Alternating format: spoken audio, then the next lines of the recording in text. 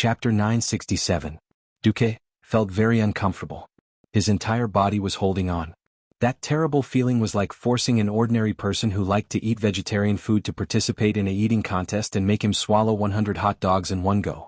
What was worse was that it was an expired hot dog. The dark forces kept tearing at Duque's soul. They used all kinds of words and all kinds of scenes to tempt Duque. Destroy. Destroy. Destroy everything that you don't like. Possess. Occupy everything that you like the most. Countless thoughts attacked Duque's soul. They forced Duque to vent again and again, to release the negative emotions in the depths of his soul. Normally, if Duque was an ordinary native of Azeroth, unless he was a saint like Uther, he would have fallen long ago. Because the terrifying curse forced Duque to destroy 100 worlds, 1,000 castles and occupy 10,000 beauties. Fortunately, transmigrators had their own way of releasing pressure. It was a unique virtual space in Azeroth. I'm the master of my world. Duque laughed loudly as he created 100 worlds in SimCity. Then he summoned natural disasters, either flooding or burning them, destroying the 100 worlds. Just castles, be destroyed under my iron hooves. Duque laughed maniacally as he wantonly raided houses in Exile Conan, destroying the 1,000 castles that foreigners had painstakingly built. Teachers, submit to Duque's godly sword. Wah! Duque laughed sinisterly as he immersed himself in the 10-terabyte action movies that he had watched before. He wreaked havoc and fought with the teachers over and over again. After completing all the requirements, Duque suddenly woke up. His head was very heavy. His eyelids were very heavy. Even so, Duque still felt that his hands were tightly held by a pair of warm and soft hands. He's awake? He's really awake? Everyone be careful. The surroundings were in a state of chaos. Duque slowly opened his eyelids and saw two beautiful faces with tears in their eyes. Then the rest of the passers-by like Turalian and Thrall were all ignored by Duque. *CK. I actually changed from a European commander to an African chief. Duque said something that no one understood the moment he opened his mouth. Duque didn't expect anyone to understand his self-deprecating way of saying that he had fallen from a lucky star to an unlucky ghost. But I don't feel comfortable if I don't complain. For some reason, Duque's strange way of speaking made the holy knights at the side heave a sigh of relief. Holy light above, Duque, I truly admire you. You've been corrupted by the power of darkness, yet you're still able to maintain your consciousness.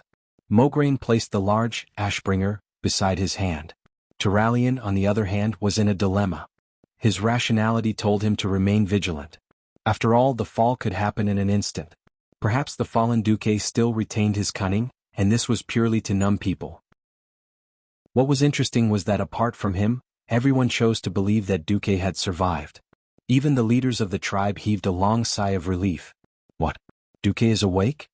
Cain, who was more than 4 meters tall and had a huge body, actually shamelessly climbed up the stairs to the highest floor of the mage tower when he heard the commotion. He stuck half his head out of the door and kept looking. Duque, are you all right? The tear ducts of the two queens were too developed. Their tears flowed endlessly like a broken dam. How can I be all right? Wait a moment, let me see if I can examine myself. Duque sighed and summoned the system elf. Hey system elf, if you're not dead, let out a grunt. Duque was speechless. Help me examine my body? Host, I've already finished my examination. You're currently in a shadow form that can't be switched. Wait, wasn't I cursed? If you're talking about Archimonde's curse before he died, then it should be a very high priority and compulsive mental suggestion. By asking you to complete a specified depravity event, it will cause your mind to naturally distort. However, you've already completed all the compulsive requirements with the virtual reality simulation. Now, according to my assessment, your mental health is at 60%. So I've lost 40%. Duque secretly sighed. No, host, you've only lost 15% of your mental health because of the curse. By the way, before you came to Azeroth, the host's mental health index was 55%. Wait, something's wrong. Duque wanted to shut the system elf up, but it was too late. Before the host came to Azeroth, you were just a young man who failed many subjects and almost had to repeat a year in his first year. Then, your heart was filled with dissatisfaction with the status quo and a strong desire for the opposite sex. After you came to Azeroth, as the host's social status increased and you received love from the opposite sex, your mental health index peaked at 80%. Host, your mental health peaked at 80%. Before today's battle, it was 75%. It's dirty? Shut up. Duque's face darkened. Alright, he was completely black now, so he couldn't tell. The system elf obediently fell silent. After a while, Duque said, "Tell me the possible solution." The next moment, Duque's consciousness returned to reality. Duque said slowly, "Where's my holy sword?" "Here." Vanessa hurriedly handed over the slender holy sword. Looking at the once unknown holy sword, Duque was suddenly speechless. For some reason, most divine weapons in Azeroth had long human-like names, such as Azeroth's dual blades, or Hatish, the legendary staff of the Guardian. He had always been vexed. Why didn't his divine weapon have a name? Only later did he realize that divine weapons had to awaken their true names. According to the system elf, when you truly merged with the will of the divine weapon, the most realistic image in your mind and that name would automatically become the name of the new divine weapon. In the end, what did Duke, who had a sword in one hand and a staff in the other, think of when he killed Ak? Once upon a time, in the epic fantasy movie The Lord of the Rings, there was a powerful mage who did not know any spells at all. He only had the illuminating spell, and the rest of his talents were all dual-wield, berserk, and other messy talent skills. He also held a staff in his left hand and a sword in his right, sweeping through thousands of orcs without panting. That's right, he was the famous white-robed sword sage Gandalf. In the end, the moment Duque killed Archimonde, he thought of Mr. Dry Tofu. Alright, something had happened. Duque picked up the slender holy sword sage and there were a few words written on it. Gandalf, the legendary sword of the white-robed sword sage. Duque almost spat out a mouthful of ketchup. Chapter 968. This was not the first time Duque had wanted to change the name of his one and only divine weapon. In the end, this damned holy sword was like dried tofu, smelly and hard. It only recognized itself as dried tofu and ignored everything else. Alright, Duque gave in. If worst comes to worst, I'll just find a better divine weapon in the future and replace you. In the next second, when Duque silently recited the full name of the holy sword, everyone suddenly discovered that the long blade had turned into a translucent illusory form. This is... Servana's tear-stained face was full of astonishment. I have to do my best. I believe that light and darkness can be changed in this world. Since Arthas was able to fall from a glorious holy knight to the most evil death knight, I believe that I can also overcome the power of darkness in my body and change myself back to the side of light. Duque's sonorous and forceful words caused everyone in the room to freeze in shock and admiration. Duque faced the left. Turalyon, I know that you are the most rational of all of us. Now, I need you to be rational. So, please place Quell Zarim on my neck. If things go wrong, you can chop off my head. Turalyon's facial muscles kept twitching and trembling. He really wanted to curse at Duque for giving him such a cruel task. Even if they were once the best of comrades and friends, Turalyon still felt a deep pain when he had to personally play the double role of monitor and executioner. In the end, thousands of words turned into an incomparably heavy nod. Yes. On the other side, Servanas gently took out a dagger that she always carried with her. She placed the sharp blade against her throat. Duque, if you fail, I'll accompany you. Accompany you. These three words sounded soft, but they contained a deep love. Everyone in the room was visibly moved by his words. Without needing to say anything, Jaina condensed a similarly sharp icicle and calmly pressed it against her own throat. The two queens calmly smiled at Duque. The breeze that blew in from the window made their golden hair flutter, as if saying that as long as Duque could not turn the light in his body into the same color as their hair, then tragedy would be the only ending. Please move back to the wall. Everyone did as they were told. Everyone's gaze froze and even their hearts seemed to have stopped beating. Everyone held their breath and watched as Duque smiled faintly as he pierced his own chest with the divine sword, whose blade had already turned completely illusory. There was no splatter of blood. However, there was an even more intense reaction. It was like a drop of water in a pot of boiling oil. In an instant, Duque's entire body was boiling. What unfolded before the eyes of the powerhouses was definitely a wondrous scene. Duque's entire body seemed to have turned into a large fountain cluster. Countless dark forces as black as ink spurted out from the corners of Duque's eyes, nostrils, mouth, ear holes, and even the pores on his skin. However, each long line of black liquid was illusory and translucent. Even though the evil aura on it could be felt from a distance, this evil power did not dissipate in midair and pollute the surrounding air. Instead, like a spring, it stretched to its limit and automatically shrank back into Duque's body. Duque's mind was clear. He also knew that what he was about to do sounded ridiculous, but it was not without foundation. In terms of battle history, the original, Ashbringer, was filled with a legendary aura. It was first Moghraine's weapon, then as Mograine was tricked by his son, the Ashbringer, also followed Mograine's soul and became the fallen Ashbringer. Finally, it jumped back to the side of light and became Tyrion Fordring's killing weapon, killing the Lich King Arthas. In terms of professions, there were also holy priests and shadow priests who could switch talents at will. On a larger scale, including planet Azeroth, the multiverse was made up of light and darkness. Therefore, light and darkness were only relative existences. There was no absolute boundary. Duque's mysterious and strange prayer echoed throughout the room. Light originates from darkness, and light emerges from darkness. Light originates from darkness, and light emerges from darkness. It was repeated over and over again like an infinite brainwashing cycle.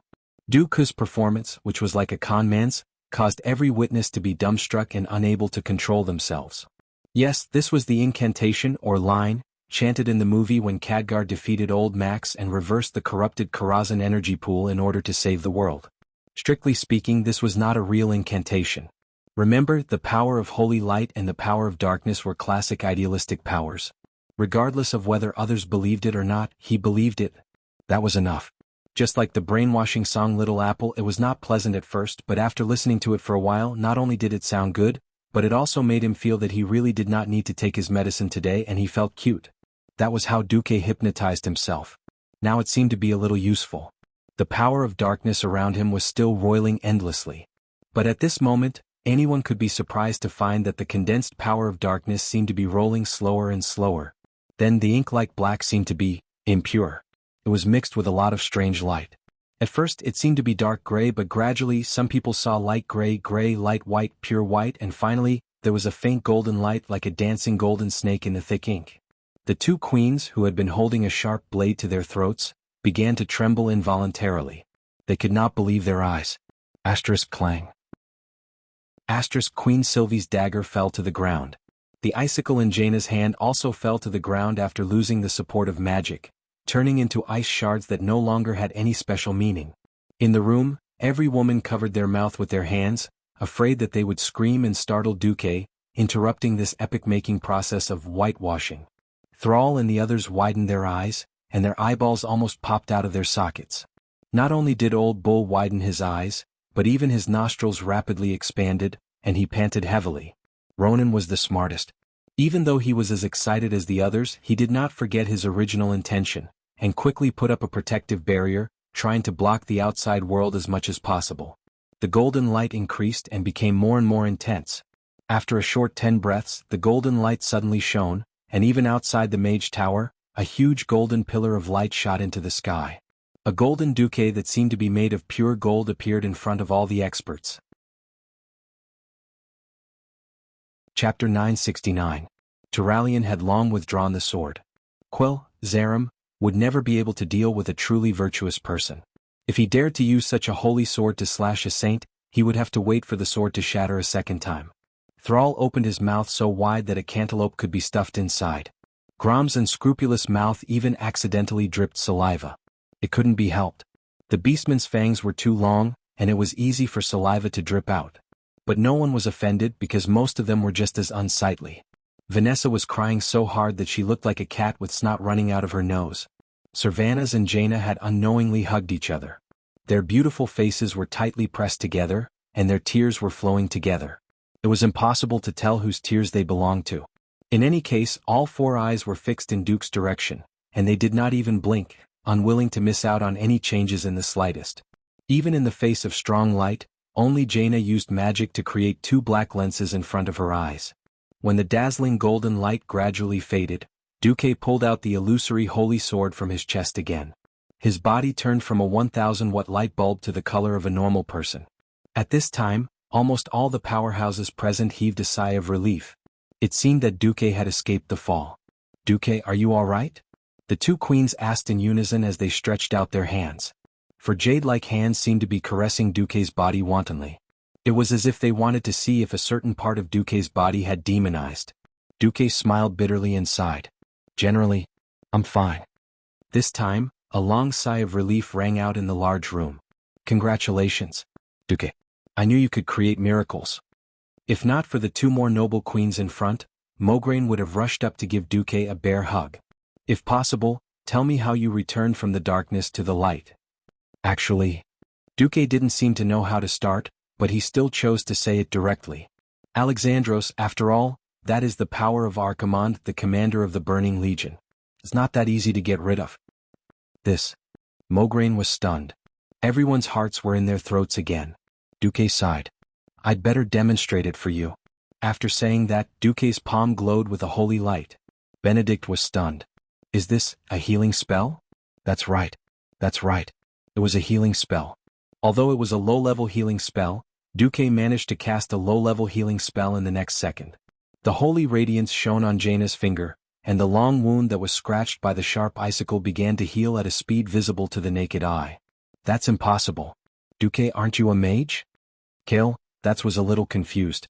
Duque didn't say anything. This time he turned to cast his spell on Turalian. This was a more advanced, quick heal spell.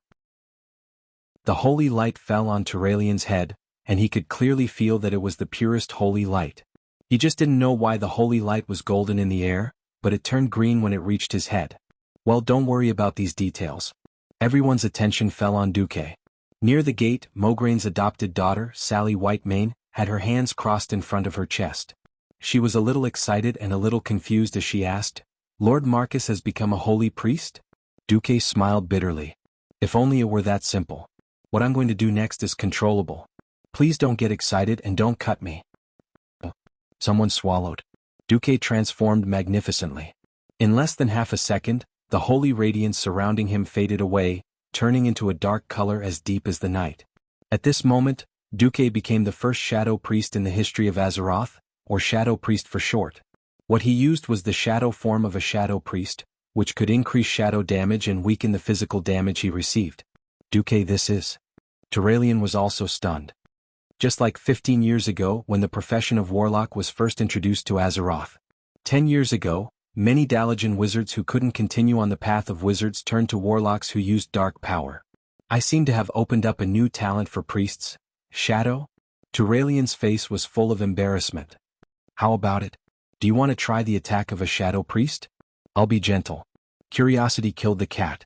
Turalian seemed calm and rational, but he was also a curious and sharp person. Just like that, he held up his shield and his body burst with holy light. He said in a deep voice, I'm ready. Duque slowly raised his arm, stretched out his index finger, and spat out 4 words.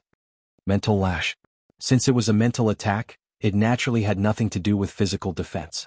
Similarly, it was not a direct dark power. The damage that came from the soul almost made Turalian jump in pain. Stop. Stop now. Duque smiled and stopped. Then, under everyone's gaze, he changed his talent again and became a holy priest. The crowd was speechless. Alright, now I have light and darkness coexisting in my body. Although the light is the absolute majority, I can't guarantee that I won't fall or something in the future. So, I'll take this opportunity to resign from the position of Alliance Commander.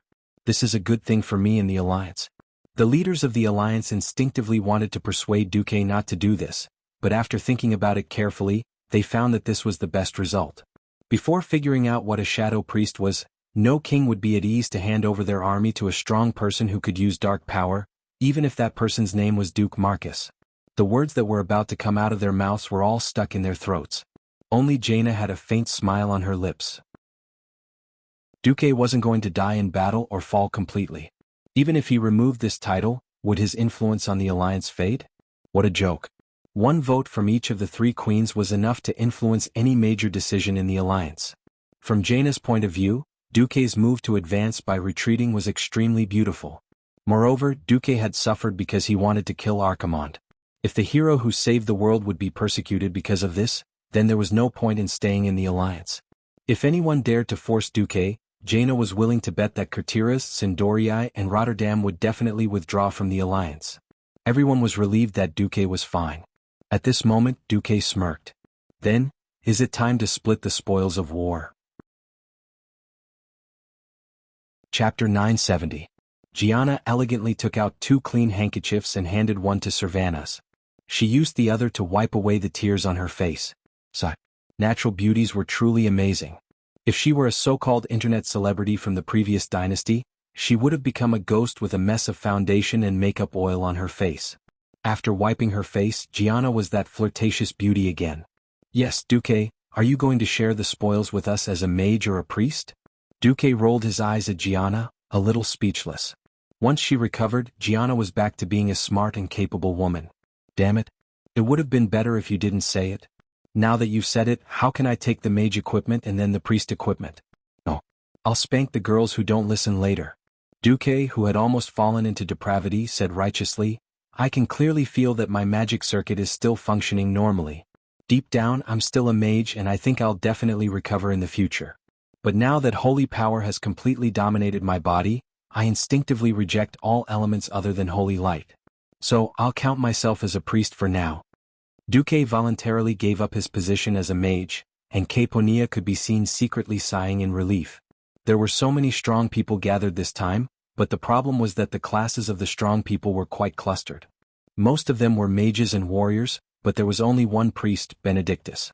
There were 6 mages, and Duque, who was supposed to be the #1 hero and commander, was definitely going to take the best part of the pharaoh. Now, Duque suddenly jumped to the side of the few priests. This was definitely good news for the pharaoh. Unfortunately, Caponia's joy only lasted for a second, because she immediately realized that most heroes actually didn't care about this. That's right. Most heroes are just trying to save the world itself. Take Ronan for example. After the battle at Mount Hygel, every mage looked at him differently. The old Ronan would always be the student of Marcus. The current Ronan was, without a doubt, the Arcana Master Ronan. Another example was her master, Kale, that's. Now that he had been cleansed of his reputation as a traitor and a despicable person, he could see former high elves saluting Kale, that's wherever he went. This change in status was a rare treasure that no amount of top-grade equipment could exchange for. Therefore, the spoils of war were only incidental. Of course, in this era where epic equipment had yet to appear in large numbers, everyone was happy to see such a large amount of high-quality equipment suddenly appear. Mograine said, "I know you're more concerned about this, Duke. The moment Archimonde was killed, I happened to grab the dimensional bag that fell out of his body while I was below him." Turalyon continued, "Her Excellency Tyrant Whisperwind was busy clearing up the battlefield and taking care of the aftermath. She had said to thank everyone for their support and that the Night Elves would not participate in the distribution of the spoils of war. However, there were 3 flash bow s among the spoils of war. We only had 2 rangers, so we gave one to Sir Whisperwind. The rest of the spoils of war are here." Turalyon opened the dimensional bag and filled half the room with all kinds of shiny top-grade equipment. This time, even Duque was a little surprised. He had never thought that Archimonde would have a mode of equipment explosion. Many of the equipment were not unique as he had imagined, but more like standard equipment. For example, the Windrunner sisters were not only playing with a flash bow, but also a feverish pursuit chainmail. Grom and Kane were also given a boundless fury leg armor, and the 2 macho men were overjoyed. Sar touched the Blade of Cataclysm, which had a yellow base and a straight 2-handed sword, and laughed.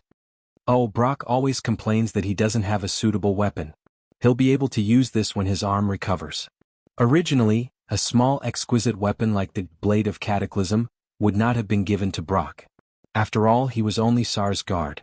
However, a bunch of close combat macho men were all tycoons when it came to weapons.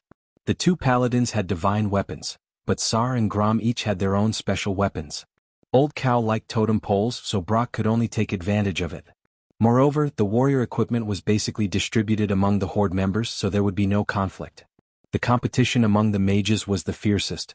After Duque's withdrawal and Kale, that's lack of desire, the remaining 4 became extremely humble.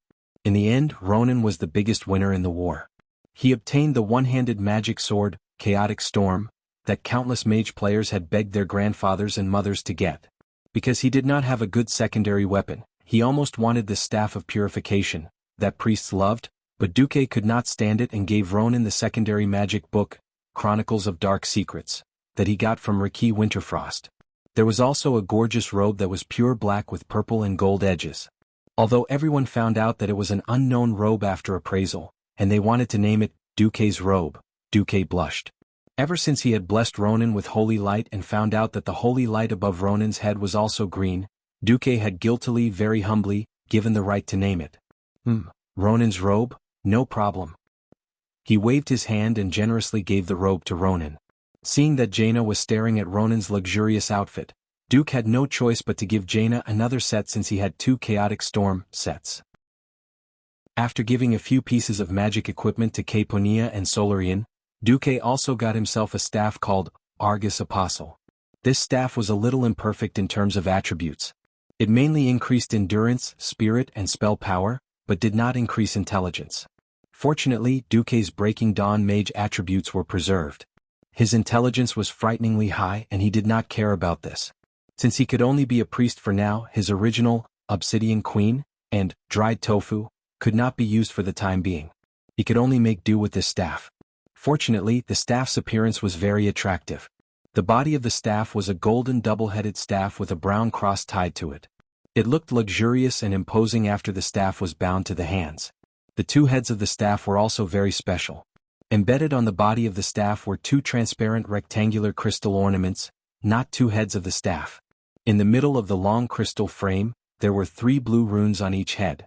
The mysterious magic runes on them shone brightly. The style. This is high-end and grand. Duke suddenly felt that it was quite cool to be a priest. Chapter 971. Duke was very kind. Except for the times when he was not kind, he was very kind. There was nothing wrong with that.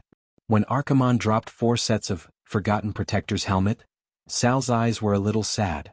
Now, even a fool would know that this thing should be the same set as the previous gloves.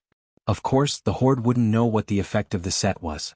It was just that the Alliance had already forged the Forgotten Protector's gloves, and it was impossible to reforge it again. Since Archimonde had one, shouldn't they give it to him? At this time, the Alliance and the Horde were in a honeymoon period. Moreover, when they heard that there were more than 100,000 demons and more than 300,000 undead army in Fellwood Forest, the Night Elves and the Horde were very annoyed. Firstly, both sides needed help from the Alliance because the Alliance was the only one with extra troops. In fact, Duke already had a second reinforcement plan. Those who went to the Mount Hyjal defense line were the most elite troops. Now that Arkaren was dead, the ordinary army of the Alliance could take care of the leaderless but powerful remnants of the army. Secondly, Sal was still too inexperienced. Duke's face was full of holy brilliance and he lied sincerely, "Sigh. I really didn't know that this thing would be the same set as Asgalar's. I even deliberately made 4 hunters' gloves in advance." Looking at the other 2 Gronk Wanderer's gloves that Duke took out, Sal could only sigh.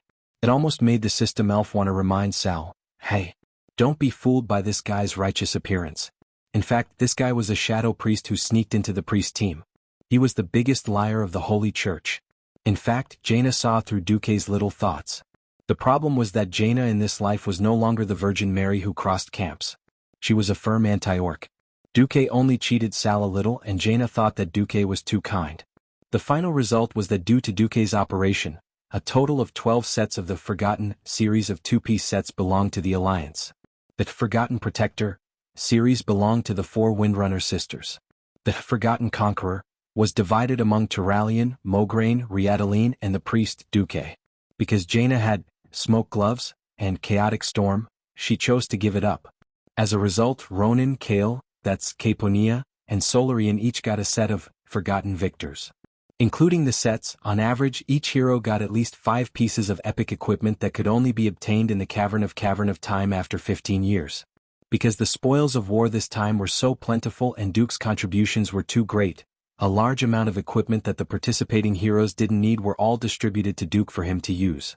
This was Duke's sacrifice for the world, forcing him from being the world's #1 mage to become a priest as compensation. The items that seemed messy were actually all high-quality goods. The epic jewelry blueprints were all taken by Duke. The key was that there were no thieves, shamans, or warlocks among the heroes. The only druid was given up. The warlock's equipment could be digested by a mage, but the shaman, thief, and druid's equipment were all in Duke's hands. After the loot was divided, everyone dispersed to give Duke some space to rest. Looking at the excellent equipment that still filled half of the room, Duke sighed. "Vanessa, there's a lot of equipment here. Even if you can't use them, you should pick a few. You can use them when you break through to the realm of heroes." "Thank you, Master." Vanessa smiled and pulled the bow on the back of the maid uniform in front of Duque. In the next second, the black and white maid uniform was tossed into the air and floated down. Duque was dumbfounded. The reason was, of course, not because Vanessa's maid uniform was empty or anything like that. Instead, it was because Vanessa, who was wearing a set of thin leather tights, walked gracefully to the table that was covered with equipment, and put on the thief equipment dropped by the 6 bosses of Mount Hyjal one by one. Black feather boots, secret merchant's pants, Agato's belt, midnight breastplate, and lethal bracers. After Vanessa put on the 5 pieces of Mount Hyjal equipment that could make 99% of the thieves in the world go crazy, she picked up the maid uniform again and put it on. When she lifted the skirt of the maid uniform again and tied the 2 high-tier epic daggers, Endless Pain, and Tracking Dagger, to her thighs, everything was hidden under the seemingly traditional maid uniform. As if she was worried about the reverse ring, that added hit, critical hit and attack strength, Vanessa took out a string and threaded it. She then put it into her not-so-deep trench and smiled in satisfaction. Duque was dumbfounded for a long time. In the real world of Azeroth, there were no strict requirements for equipment levels. At most, it was just a matter of how much power the user could bring out. Generally speaking, as long as a physical profession stepped into the realm of heroes, most epic equipment could be used. The simplest indicator was whether the equipment would emit a specific light when it was worn for the first time. For example, Excellent was green, Excellent was blue, and Epic was naturally purple. When Vanessa put on the high-tier epic equipment of Mount Hyjal just now, it emitted an incomparably noble and elegant violet color, which meant that she could completely use the equipment. As if he had lost control after a stroke, Duque extended his right index finger shakily. Vanessa, when did you break into the realm of heroes? Vanessa smiled like a flower and twirled the hem of the maid uniform with her fingers. She gave a maid's bow. Oh, my dear Master Marcus, it's been 5 years. Duque was dumbfounded. It was clear that he was saying, why didn't I know? Why didn't you tell me? I'm sorry, my master. I didn't mean to hide it from you, but the profession of thief relies too much on equipment. Without a pair of good weapons, I can't even easily deal with an elite-level demon guard. Although I also know that you need combat power to besiege Archimonde. Unfortunately, as far as I know, you usually don't have any thief equipment collection, master. So you hid it from me? Duque was speechless. Yes. I, who lacked the support of equipment, couldn't use it at all even though my skills were far superior to my father's, so I kept quiet. If master sees this as me being disloyal to you, please punish me as you wish. Vanessa knelt down in front of Duque after saying that. Chapter 972. Duque was really annoyed. He really couldn't blame Vanessa. Physical professions relied on weapons the most. A rookie with a godly weapon in his hand, or a veteran with a stupid white weapon, whose attack was higher. Ignoring the fact that he was courting death, the rookie could beat the old bird 100 times over in terms of attack. Moreover, when Duque had cleared out Karazhan in the early years, he had given all the equipment to her father, Edwin Van Cleef. Although the epic equipment of Azeroth did not need to be distributed on the spot, the problem was that once it reached epic level, it would be bound to the soul. It could not be transferred at all. Considering that there were too many melee combatants against Archimonde, it would be too easy for Air Blast to harm old Cao Cain, so Duque did not let Edwin come at all.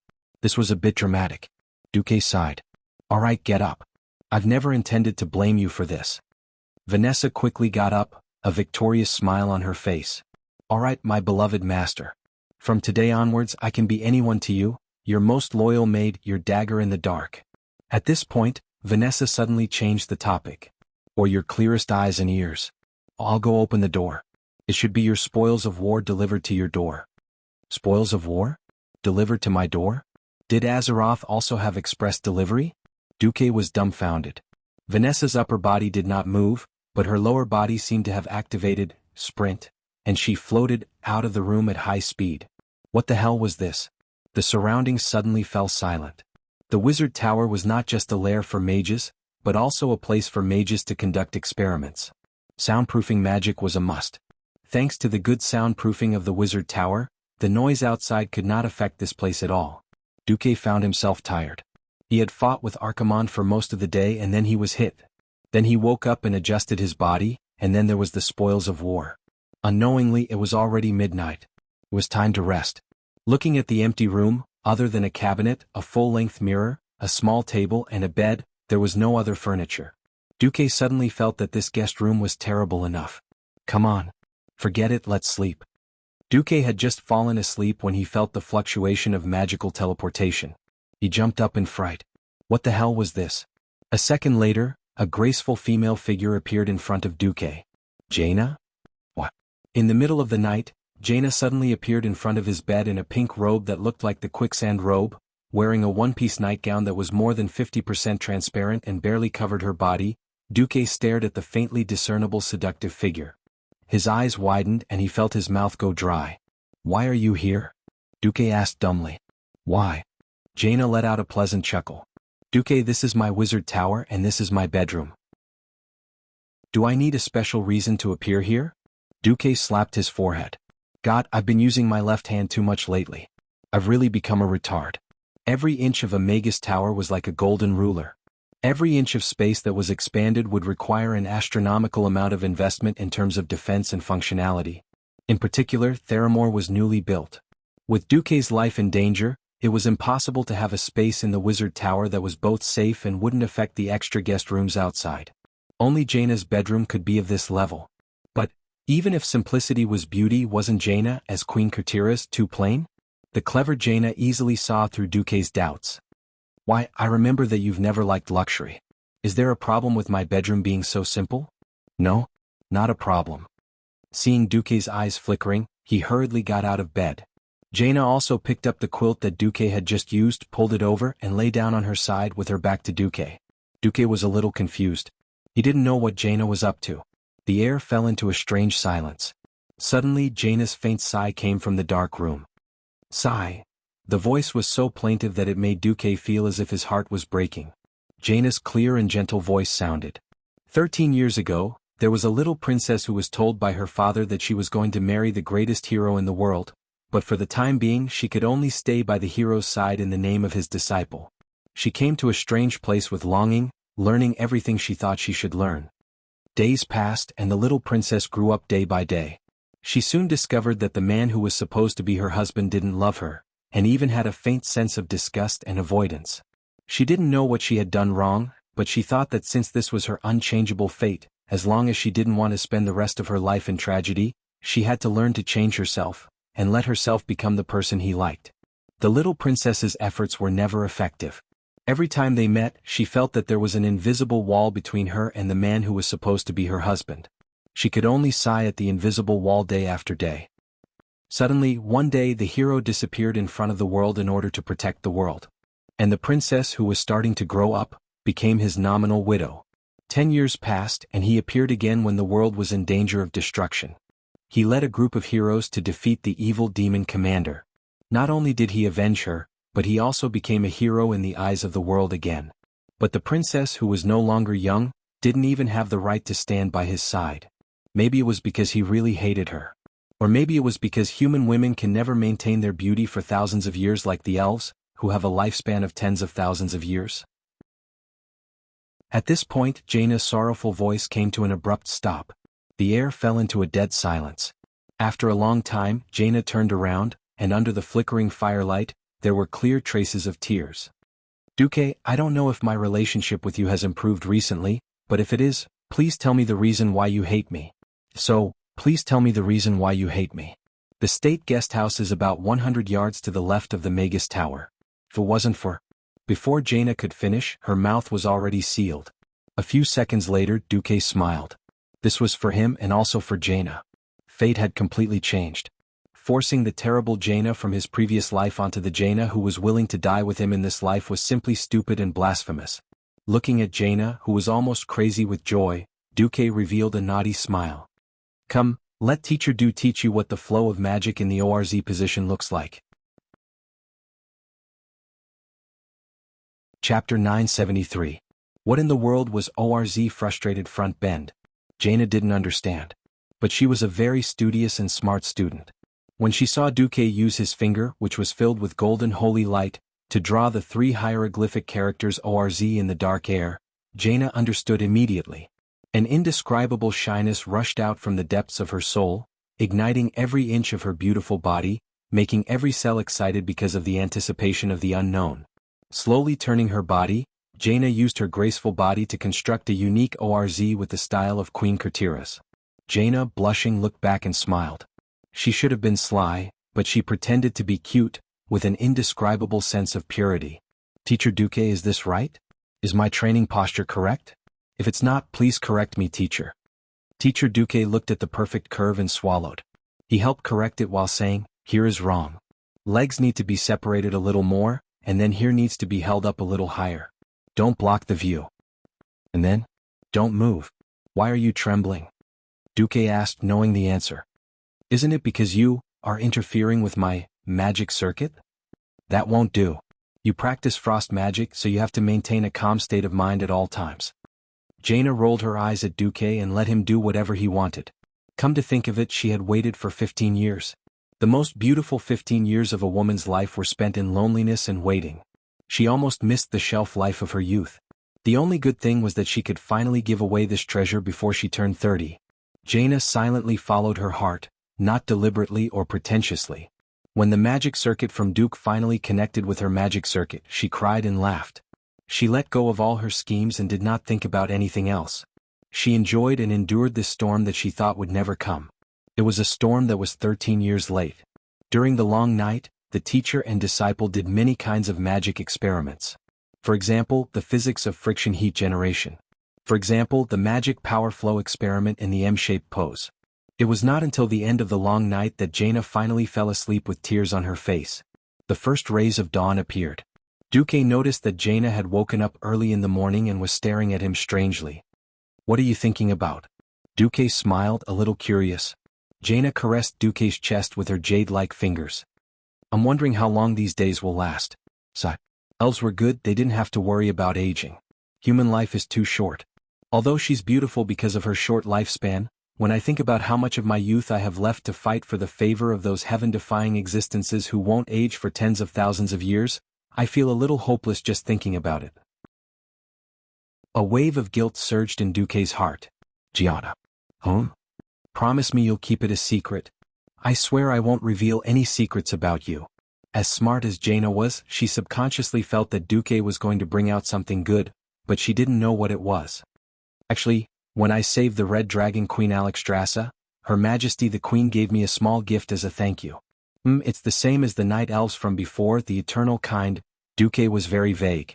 How could someone as smart as Jaina not know? Jaina's expression was very interesting. Before Duque transmigrated, there was never a lack of women who spent half a month's salary or more on cosmetics every month. If she didn't buy enough cosmetics every month, she would eat whatever the dog ate.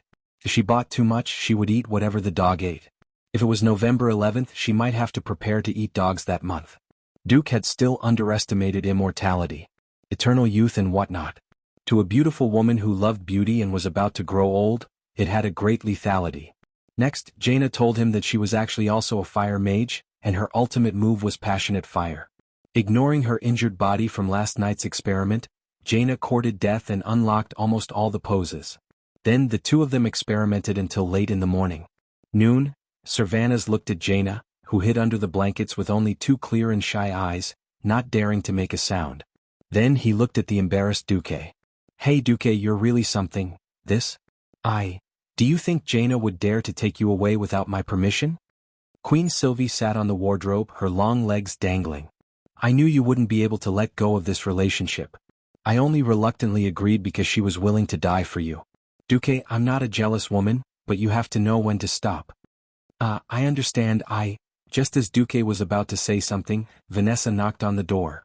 Master, Her Excellency Tyrant Whisperwind requests an audience. Duque felt a little strange. Because he could become a shadow priest, and to avoid suspicion, he had actually handed over his authority as the commander. After a short discussion, the highest commander of the Alliance in Kalimdor was now Turayan. This was also a good example for the older Mograine to make way for Turayan, who was in his prime. If they were to encircle the Burning Legion in Fellwood Forest, Tyron would have looked for Turayan and not him. Ask her to wait in the conference hall. No, ask her to come to my wizard tower. After all, the relationship between the Night Elves and the Alliance isn't very stable. Jaina was a little more cautious. You. Duque couldn't help but look down. Help me heal. Jaina glared at Duque fiercely.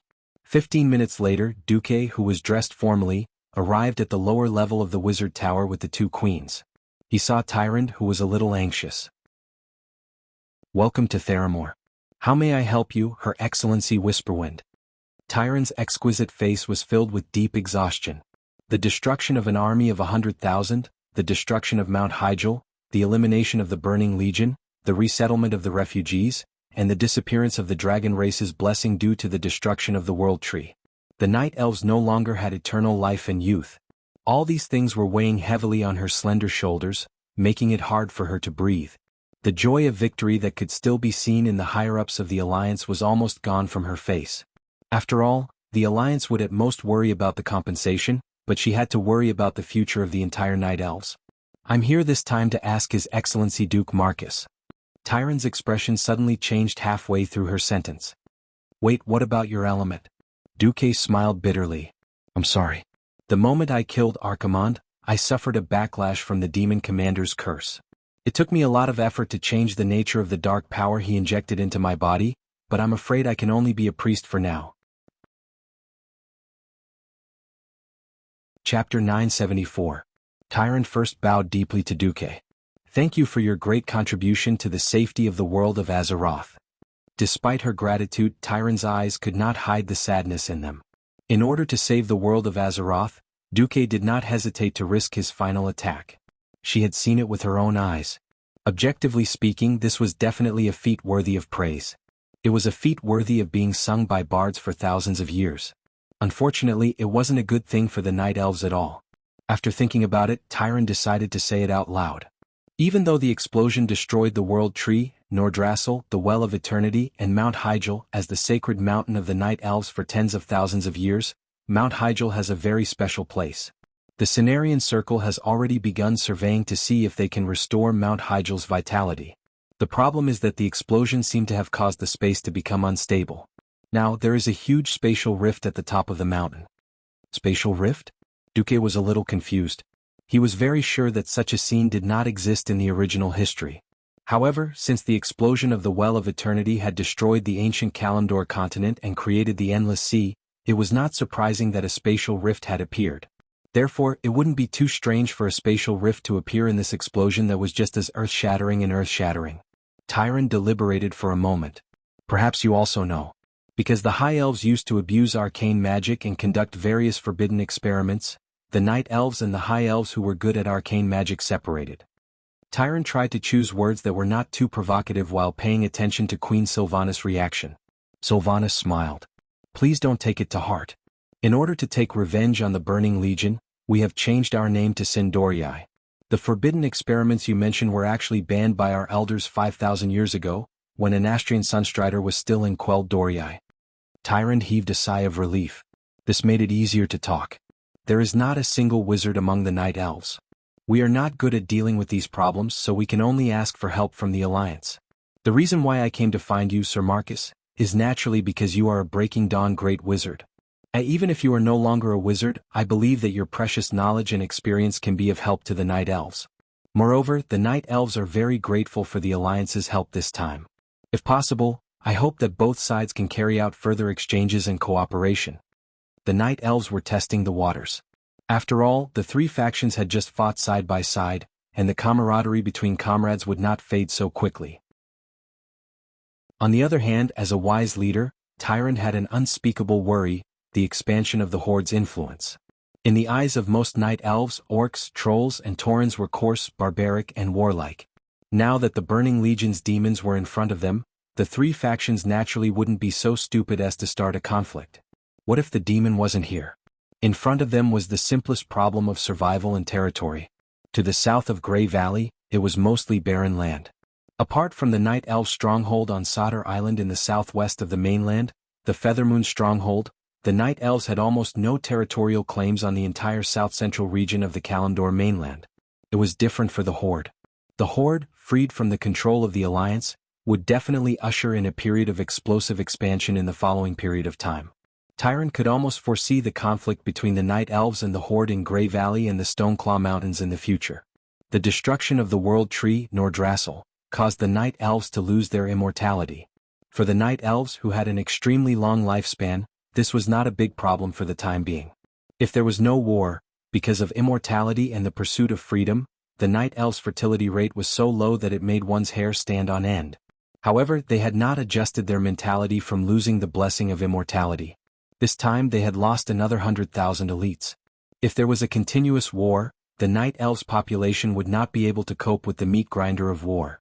In addition to the battle in Grey Valley, the Night Elves had lost the demigod Cenarius and nearly 10,000 elven hunters. The Night Elves and the Horde could be considered to have a huge grudge. However, they had just fought together, and the Taurens who believed in the doctrine of nature had joined the Horde. This made the Night Elves unable to find an excuse to start a war even if they wanted to take advantage of the Horde's unstable footing. Was the new hatred and territorial conflict with the Horde more important, or the so-called hatred from 8,000 years ago more important? Even an idiot would know which one to choose. Moreover, the High Elves were already ruled by the Ranger Queen who was more inclined towards the nature element. Thus, it was almost inevitable to get close to the alliance that had crushed the Horde twice. History overlapped again and it was inevitable. Duque was not surprised by Tyron's probing. He smiled and replied on the spot, "The Alliance is an organization that unites the various kingdoms and races with the highest common goal of the world of Azeroth's safety. Although I have temporarily resigned as the commander of the Alliance, I think the Alliance will be very happy to have deeper exchanges and cooperation with a peace-loving race like the Night Elves, who have a deep foundation and history. If there is a chance, the Alliance will also welcome the Night Elves to join the family of the Alliance." With Duque's status and identity, the two queens present also nodded in agreement. The general direction of this matter was considered to be set. Next, settling the spatial rift was a trivial matter. Duque agreed on the spot. Within 3 days he would organize a group of powerful wizards such as Kale, Thats and the dragon wizard Krasis to go together. The atmosphere of the meeting was so friendly and warm that both sides began to close the distance and call each other by name. Tyrant also took the opportunity to do Duque a favor. "Duque, actually, other than teaching me how to fight, the moon goddess Elun also taught me a lot of skills in exorcism. If you don't mind, Duque, I can help you take a look at your state. If there are any remnants of evil power, I might be able to help you." Towards Tyrant's goodwill, Duque was a little annoyed. Professionals who used dark power had always been unpopular in the Alliance. Just look at the newly built Stormwind City.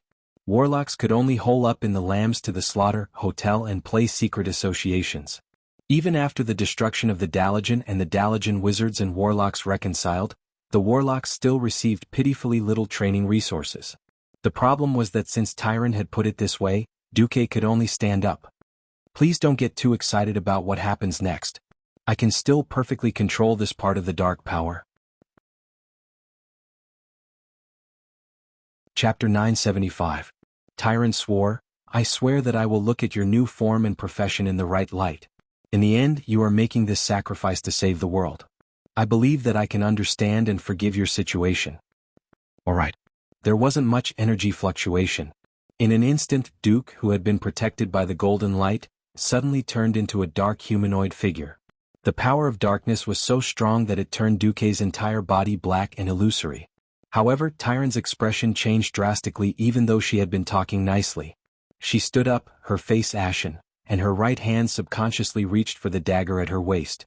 Unexpectedly, a ghostly figure was faster than Queen Sylvie, pressing down on the back of Tyrant's hand like lightning, making it impossible for her to unsheath the dagger.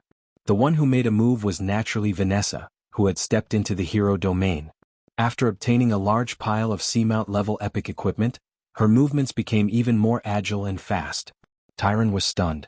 She did not expect that the delicate and docile maid would have such frightening skills. It was definitely not a good thing for a hunter to be approached by a thief.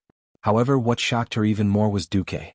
She apologized softly, "I'm sorry, I was too agitated. It's not because of your form, Sir Marcus, but because of your appearance. I have no choice but to recall a very, very bad memory." Duque waved his hand and Vanessa retreated. Duque had actually noticed that Tyrant had begun to address him in an unfamiliar manner. "Tyrant, when we first met, you seemed to have a very deep prejudice against me. But looking at my life's memories, that was really the first time I met a night elf. I believe that my ancestors and I should not have any conflicts with the night elves. If there really is a personal grudge, I hope that we can discuss it openly. We cannot let misunderstandings affect the exchange and cooperation between the two major forces." Tyrant took a few deep breaths, her full chest trembling. However, her once clear eyes were still filled with resentment and entanglement that seemed to come from ancient times. After hesitating for a long time, she sat down and calmed herself down. In the end, she took out an item wrapped in a mysterious power. It was an unusually shriveled banana. Queen Sylvie and Jaina could not understand why Tyron had taken out a broken banana that should have been thrown into the bin. However, Duque cried out involuntarily, "Air-dried bananas?" There was something called courting death in this world. If you don't seek it, you won't die. Why did Duque have to court death? In less than half a second, Tyron let Duque and the two queens experience what it meant to change the weather. Tyron stood up immediately. Her eyes were filled with rage and humiliation, and the two queens had no doubt that if they were not in Jaina's mage tower, Tyron would have used her ultimate skill, Meteor Shower, or Starfall, at any moment to blast Duke into smithereens. Tyron was so agitated that the sound of her teeth chattering could be heard in the silence of the room. Tyron's anger was off the charts. Everyone in the room could clearly see her clenching her fists. Her muscles were so taut that he could see every muscle bulging from the tension on her exposed skin. Her beautiful biceps, the distinct abdominal muscles and mermaid lines between her breastplate and belt, and the graceful muscle lines on her lower body that did not affect the visual field made Duque drool. No, he was drooling in fear. At this moment, Duque was dumbfounded. He could not understand why Tyron would be so agitated by a joke that only existed among the players in his past life. She was so agitated that she wanted to kill him. Thinking back to the time before his transmigration, Duque had asked himself many times why he played games. There were only two answers. First, it was for fun. Second, it was because he was bored and needed to kill time. As a result, all kinds of annoying and asshole-tightening games were developed. Duque borrowed a thief account and dared to sneak into the Earthy Highlands, which was part of the Horde's territory, Hammerfall. There, Duque met an orc who was a bandage master. Back then, the bandage master quest was very painful. If he made a mistake, he would have to start all over again. It was very painful. As an honest and reliable young man, Duque took advantage of the fact that the cute orc player had already saved many NPCs and was about to complete his quest to ambush him. He killed the player and made him fail the quest, forcing him to start all over again. 10 minutes later, Duque did it again. Later, the poor Horde player even opened a new account to the Iron Stove Fort and scolded the poor guy who lent his account to Duque for being immoral and having a baby without a pair of eyes. So, now that he thought about it, it was all because of his youth.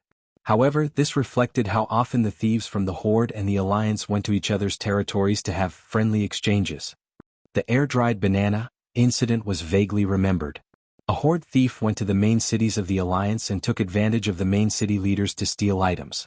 One had to know that thieves had to use all sorts of stolen chests to practice lockpicking. Only then would they feel the greatest sense of accomplishment. When the thief was wandering around Darnassus, he passed by Tyron's body and found a dried banana on her body. It was normal for a leader boss to have all kinds of drops. The problem was that Tyron was a female and she had many fans. From 2007 to 2017, Tyron had been in the top 10 most fantasized about by male Warcraft players. Even after 10 years, she still appeared in all kinds of 18x manga. She was known as the model worker of the filthy witch world. Under the buff of this halo, everything changed because of this banana. This banana was now in the World of Azeroth Museum's collection and was named World of Azeroth's 10 Most Influential Items in 2007. Or rather, a tool. Duque really wanted to convince himself that bananas were just fruits. After all, when he was in high school, he had seriously explained S to a particularly stupid girl. M was Superman, meaning Superman. This caused the girl to foolishly say, "I also like S."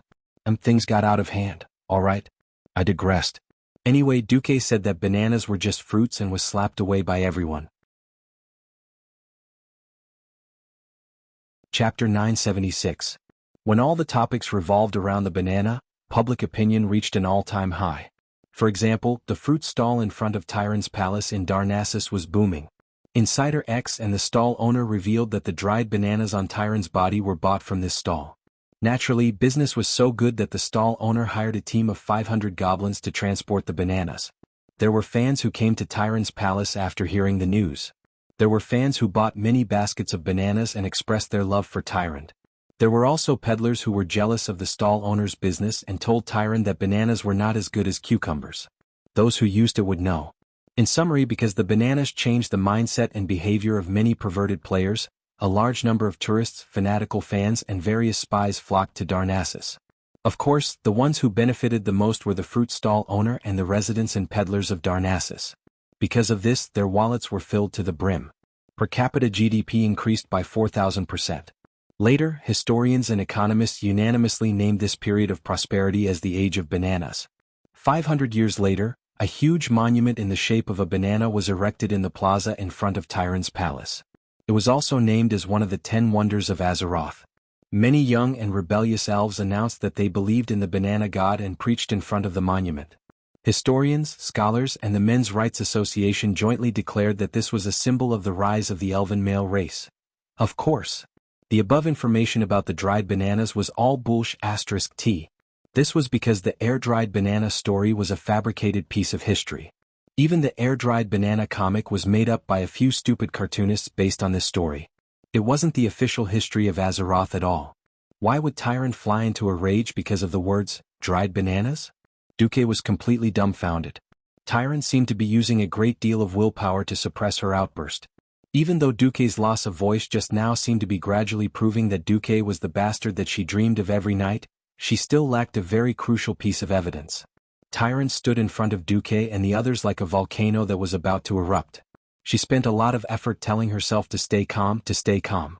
After a while, her heaving chest finally calmed down.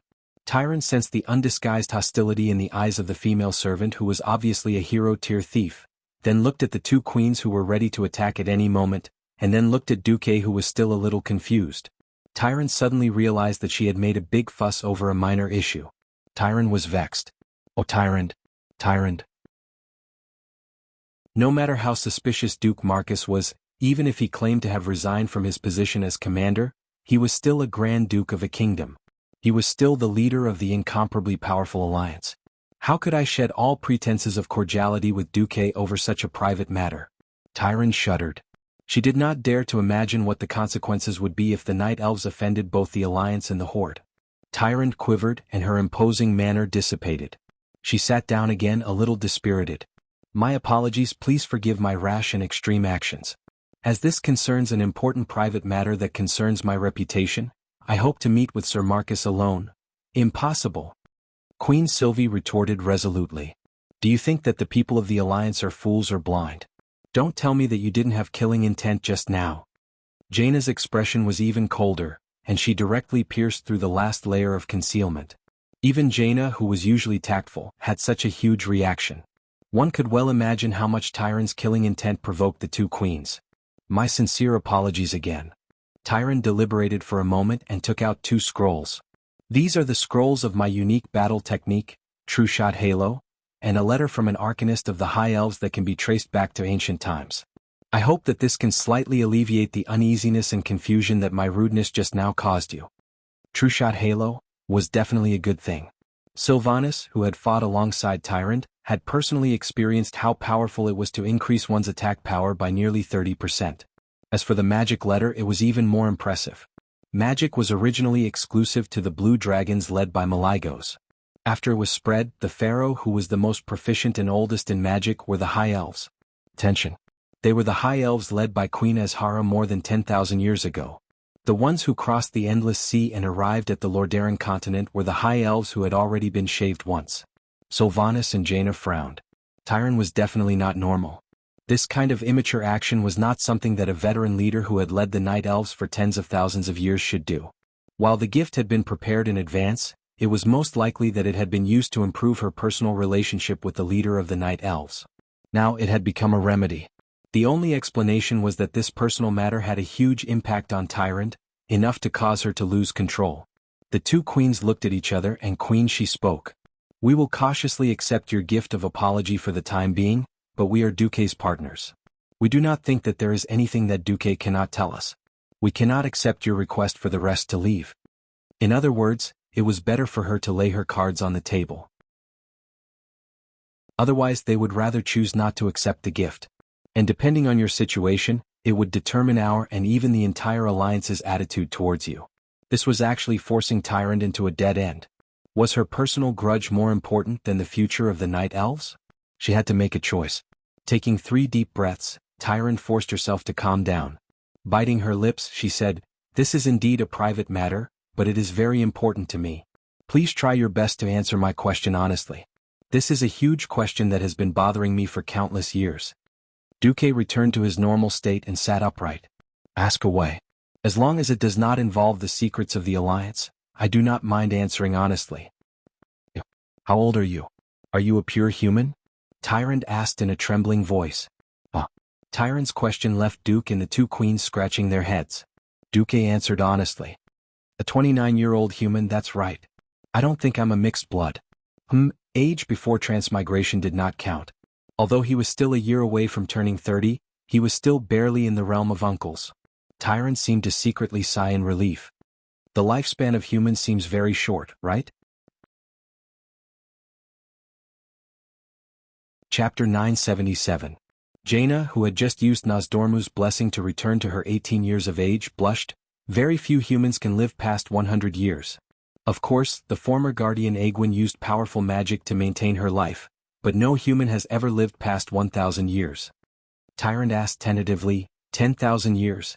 Is it impossible? No. Yes. Humans are not elves. Jaina said resolutely. Besides, the humans of Azeroth 10,000 years ago were still savages. Humans began to possess intelligence and know how to make weapons more than 5,000 years ago. It was only 2,800 years ago that Thoradin the Great united the human clans, and humans became one of the masters of this world. Duque was naturally not 10,000 years old, but the special 10,000 years reminded Duque of a very important part of the original storyline. Why did I suddenly feel a little flustered? Tyrant seemed to be unwilling to give up. Then, is Sir Marcus from Azeroth? Or was your ancestor from Azeroth? Sylvanas finally lost her temper. She stood up abruptly and stomped in front of Tyrant. She placed her hands on her hips and glared at Tyrant like a ferocious beast. Her queen's aura was fully unleashed. Your Excellency, Tyrant Whisperwind. We don't find it interesting that you are beating around the bush to get information from Duque. You can either confess to every detail of this matter, or you can pretend that it never happened. Please note that you are accusing the Grand Duke of Stormwind, whose fief is even larger than Mount Hyjal.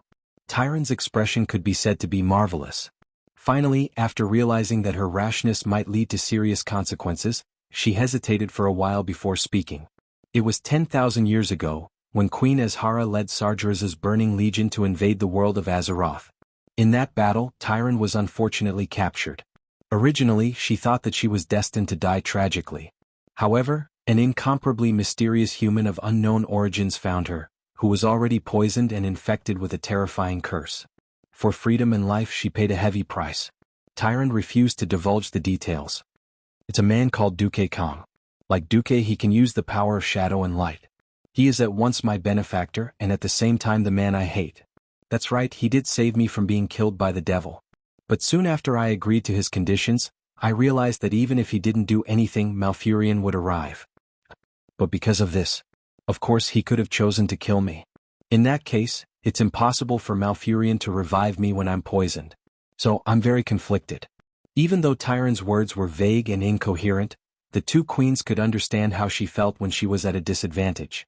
Jaina rolled her eyes and flirtatiously winked at Duke. Yo, Duque. Fortunately, you can't go back to 10,000 years ago, otherwise I would have thought that Du Kong was you. Tyrant's face had turned green from Queen Sylvie's interrogation. On the other side, Duque found that his mind was about to be separated from his body. At this moment he roughly understood what was going on. Damn it, the person Tyrant was referring to as Du Kong was definitely him. After all, Chinese people always like to put gold on their faces. Duque didn't have Du Fu's talent, but he had a good alcohol tolerance. He could drink 2 liters of 50% white wine without panting. Back then Duque was full of class. Therefore, Du Kong became Duke's QQ username when he was in university. Whenever there was a drinking occasion, he would use 2 identical glasses to pour a glass of Sprite and a glass of white wine. Bottoms up, you can do whatever you want. That heroic spirit would definitely cause internal injuries to people who couldn't drink. Even though he didn't have that much money to drink high alcohol, humans always had dreams. Naturally, Duque's dream was to drink more Du Kong. Du Kong is the only one who can solve my problems. This was Duque's catchphrase. Alright, the culprit was out. Duque, who was familiar with history, pieced the whole thing together. The first time he met Tyrant in Grey Valley, he was targeted. For some unknown reason, Duke who had entered the ancient war that happened 10,000 years ago in the original history. Of course, it was because Duque and the others had returned to the past and stopped the collapse of history that the current Azeroth was created. In other words, the Duque who had returned to the past must have succeeded. Otherwise, Azeroth would have been a world destroyed by the Burning Legion. Here came the problem. The Duque who had returned to the past must have done something to Tyrande. Otherwise, Tyrande wouldn't have immediately revealed such a hateful expression when she saw the current Duque. Come to think of it, the current Duque had been wronged. Because the future Duque had gone to the past 10,000 years to cause trouble, the current Duque had to take the blame. What kind of bullshit was this? This was similar to the incident where the current version of the Time King Nozdormu killed the future Nozdormu, causing the two Nozdormu to die together. The worst part was that this was indeed the sin of him. But Duque didn't even know what he had done to Tyrande after returning to the past. Even if he wanted to fix the problem, he couldn't do it. He didn't know if he could return to the past and not cause such a mess. Duque's balls hurt. But confessing to something as stupid as this was not something Duque would do. Confessing would result in severe punishment. Resisting would result in going home for the new year. Duque definitely understood this logic. Thinking of this, Duque had an idea. The silent best actor Duque made his move. He stood up, his handsome face facing the sky at a 45-degree angle. 2 drops of crocodile tears flowed down his face after being slightly stimulated by the system elf. He slowly walked to Tyrande, who was sitting on a chair, and pressed his hands on her shoulder plate in an exaggerated manner. Your Excellency Tyrande Whisperwind. I want to say that before yesterday I was a Breaking Dawn wizard respected by tens of thousands of people, a great hero respected and worshipped by tens of millions of people in the Alliance, the highest commander of the Alliance. But look, what am I today?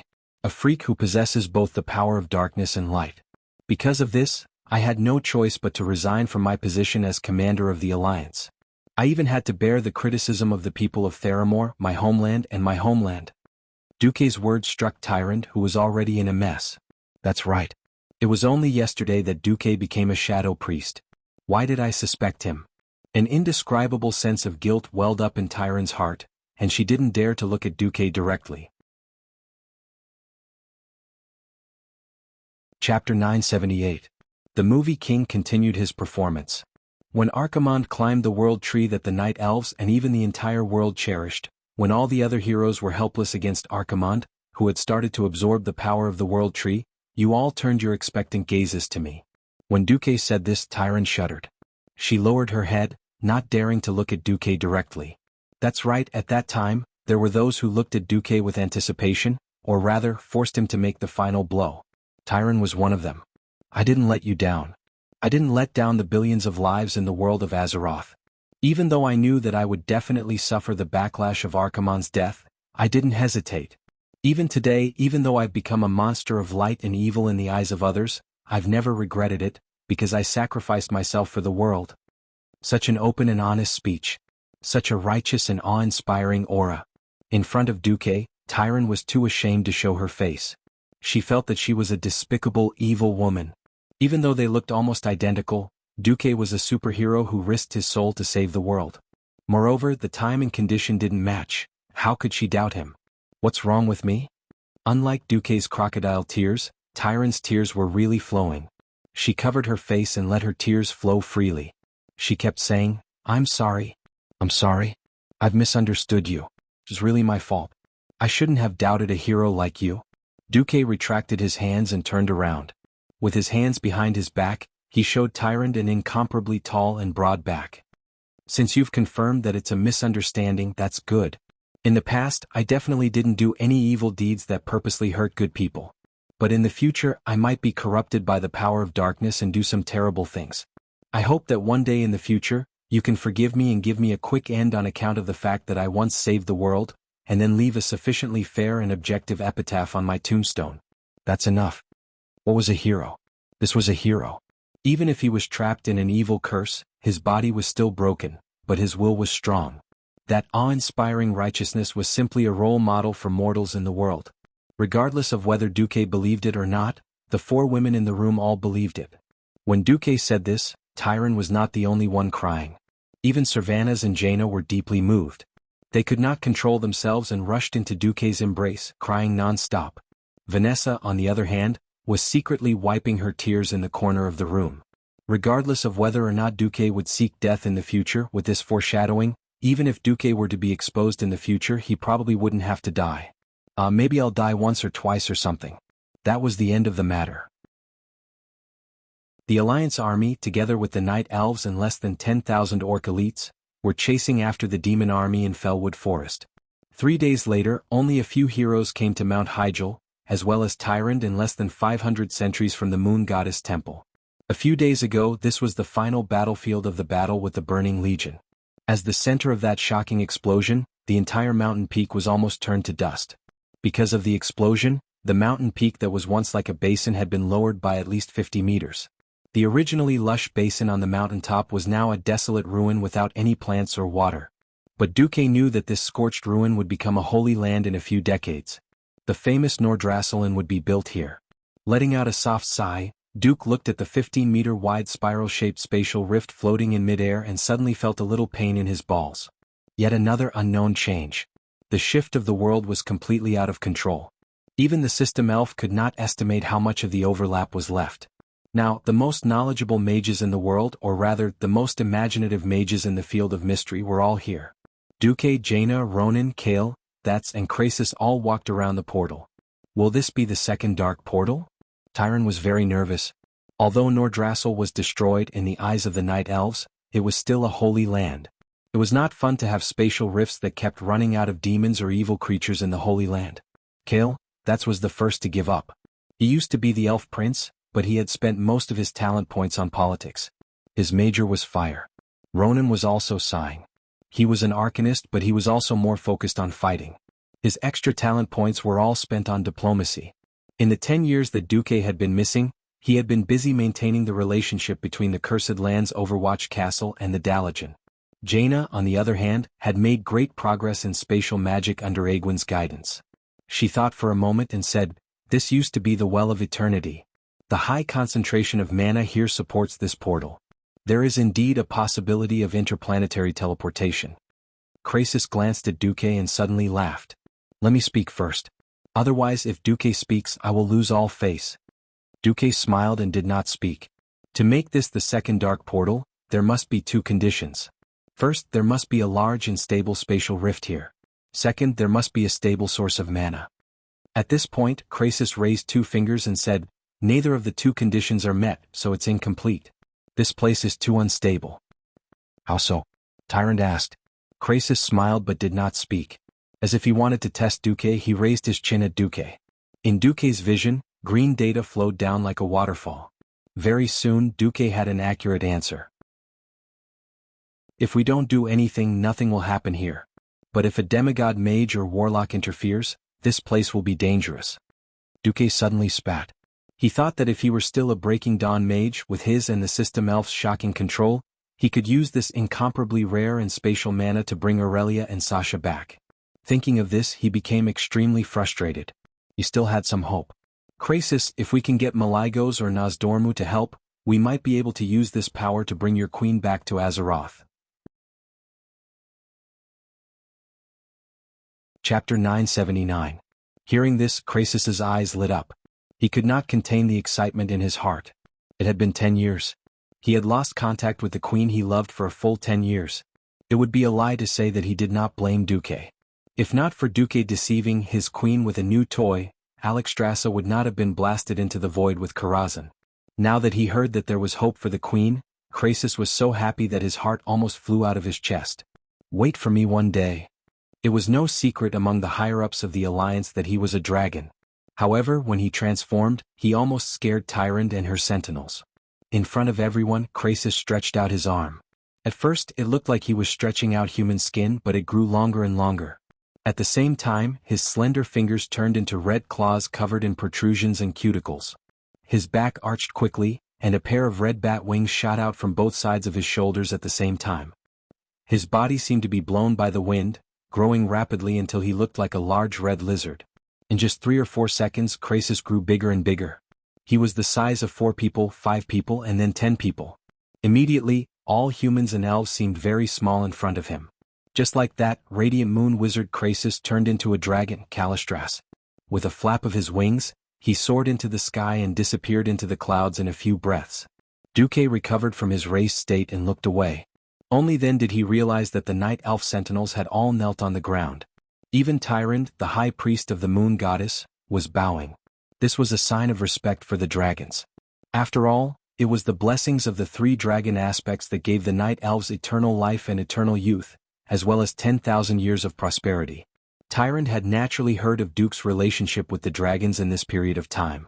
What one hears may be false, but seeing is believing.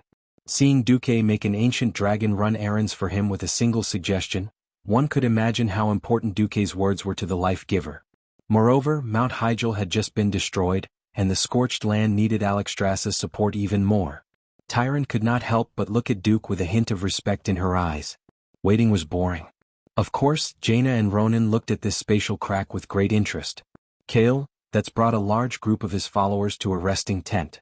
Duke was a little surprised to notice that Solarian, who was beside Kale, was actually wearing a mage robe that did not match the blood elves and high elves. Although it looked like the mage robes of Stormwind City, the color and style were more similar to Vanessa's maid robes.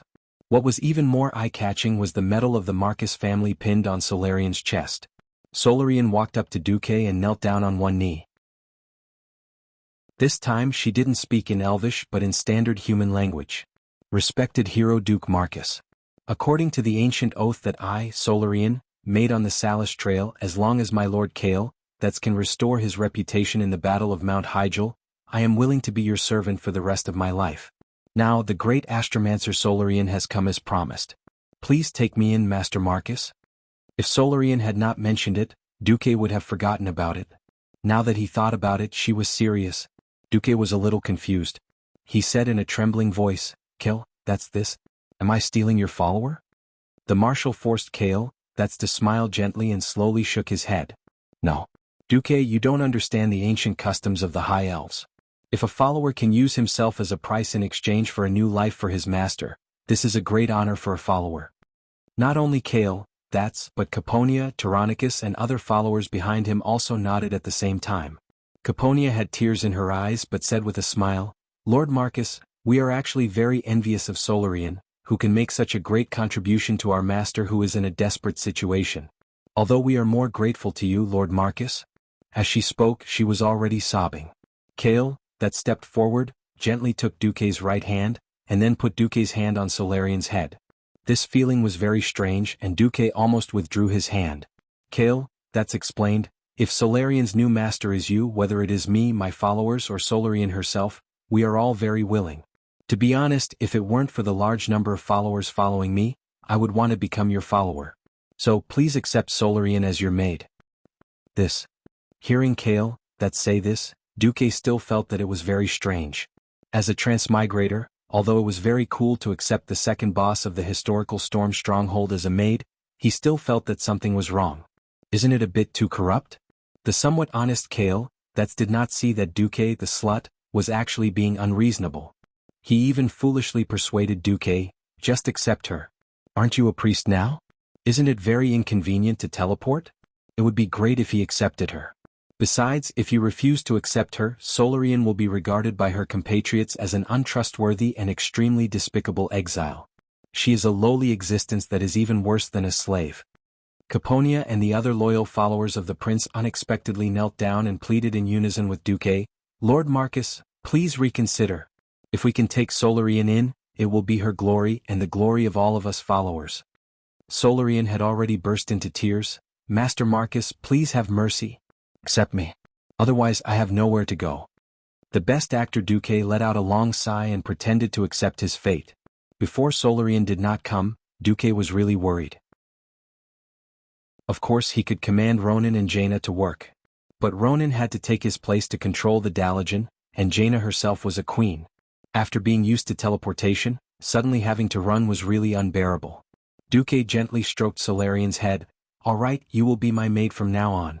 When the time is right, I will let you go out and take charge. Thank you, master. Solarian knelt down deeply, her forehead touching the ground.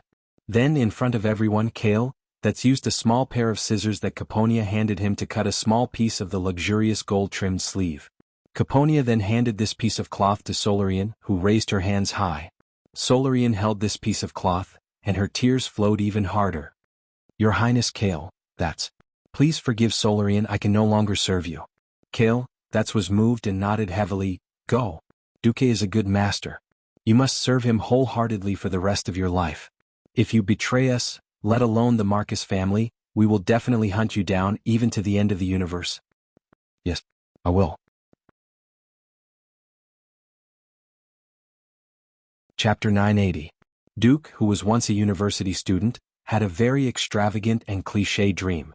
He wanted to return to ancient times and become an ignorant and incompetent hedonist with the strongest backing. He wanted to bring a group of epic-rank combat power with him all day long. He wanted to go out on the streets and harm the girls of other families. Well, now that he couldn't be a villain, it felt good to be a hero. Behind him was Vanessa and Solarian, two extremely powerful girls. Even the kings of the Alliance couldn't find such a bodyguard team. Especially the Radiant Moon Pharaoh. They were all old men.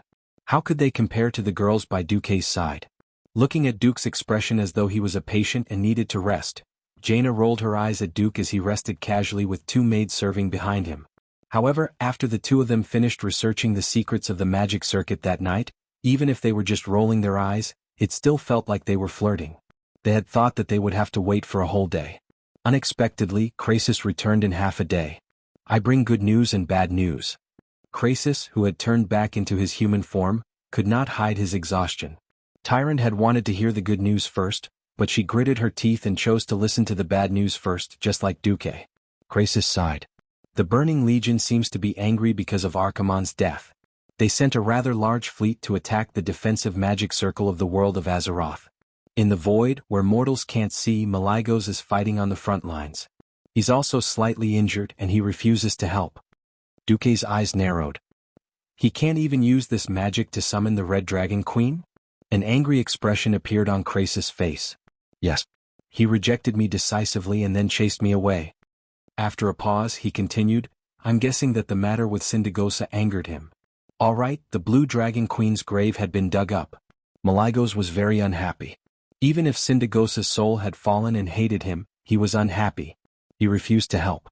It was hard to tell if he resented the Dragon Slumber Shrine for not taking care of his wife's remains, or if he resented Alexstrasza's return and the Dragon King suppressing him again. In any case, this path was blocked.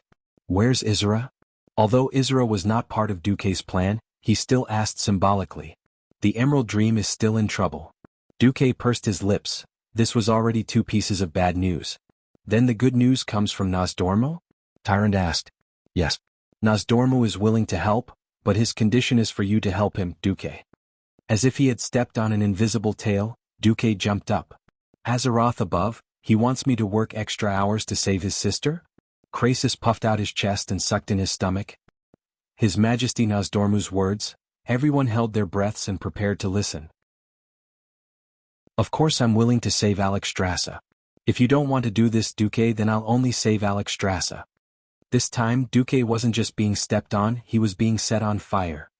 He and Queen Sylvie, who had rushed over after hearing that there was a chance to save her sisters, cursed in unison. Nosdormu, you bastard, only save the Red Dragon Queen? What a joke. Wouldn't that mean that Aurelia and Sasha would all die? After all, after being blown into the void, apart from relying on Karazhan's own defense, the Red Dragon Queen was the key to protecting Karazhan. It wasn't just to destroy the enemies but also the void. There was no light or heat, water or air in the void. Without her, the life-giver, Karazhan might not completely collapse, but it would not be able to grow plants and animals. Without plants and animals there would be no food. The people inside were destined to starve to death. No, they didn't even have to wait until they starved to death. Without plants to absorb carbon dioxide and expel oxygen to circulate the air, everyone would suffocate to death. Nosdormu was simply threatening Duke. Originally, Duke's anger was rising, but it was suddenly extinguished by Krasis' words. His Majesty Nosdormu also said that he has cleaned up your mess enough times. This time you have to help even if you don't want to. Otherwise he won't stop certain existences. In the ears of outsiders this sentence was a little nonsensical, but in Duke's ears, it was a little horrifying. Who wouldn't stop? Wasn't it those guys who came back from the future to fix history? The guy who turned history upside down was none other than me, Duke glanced at Sylvanas, who was still alive and had not become a Forsaken. He then looked at Kale, that's who didn't know why Duke was looking at him. He then looked at Vanessa and Solarian, the bosses who should have died tragically. Duque suddenly sighed. No matter what, he was the one who messed up history. Twisting history felt so good. He would be in tears when he paid the bill. Okay, now you're suffering, right? Duque went all out in grief and indignation. Okay, stop talking. I'll go, okay? Hearing that Duque agreed to jump into the pit, Krasus also let out a long sigh of relief. Although he could save his queen no matter what worried him the most was the thing that Nozdormu gave him. Krasus took out a piece of dragon scale fragment with a dim yellow glow and placed it on the table. What His Majesty Nozdormu asked you to do is all here. Please gather an elite team to help. Of course, for your peace of mind, His Majesty will first pull Karazhan back from the void and seal this spatial rift before you go. As soon as Krasus finished speaking, Queen Sylvanas rushed up and pressed her fiery red lips against Duque's. Immediately, a series of passionate kisses began. Duque, thank you. Thank you. Queen Sylvanas's longing for her sister had long ago made her forget everything else. Duque smiled happily. Your sister is also my woman. Queen Sylvanas said a little coquettishly, I don't care, I'm happy anyway. Krasus looked at Duque enjoying himself and was also very envious. He didn't want to disturb Duque. The ceremony is set for 8 o'clock tonight. I'll go and prepare the magic circle first. At this time a group of druids came in a majestic manner. Although it was only the first time they met, Duque immediately recognized the guy leading the group. It was the archdruid Fandral Staghelm, who was famous for protecting his followers to the point of madness and eventually fell. Chapter 981. Fandral recognized the owner of the dragon scale almost immediately and ran over. Is His Majesty Nozdormu in need of help? The night elves are happy to help. As soon as Fandral opened his mouth, Tyron's expression became a little unnatural. The night elves worshipped the laws of nature and hated the abuse of arcane spells and the destruction of nature. This was a tradition since ancient times. Among the night elves, other than the moon goddess Elun and the nature demigod Cenarius, the night elves also worshipped the 3 dragon aspects that had blessed the world tree. However, Fandral had gone a little overboard. He was basically saying that the night elves were willing to use all their power to lick Nozdormu's boots. Moreover, it had only been 2 days since the explosion of Mount Hyjal, and Fandral had already started advocating among the night elves to plant another world tree so that the 3 dragon aspects could once again bless them with magic. Now that Fandral was trying to curry favor with Nozdormu, Tyron was infuriated by this seemingly generous but actually unprincipled way of doing things. After all, in Tyron's eyes, everything had to be prioritized.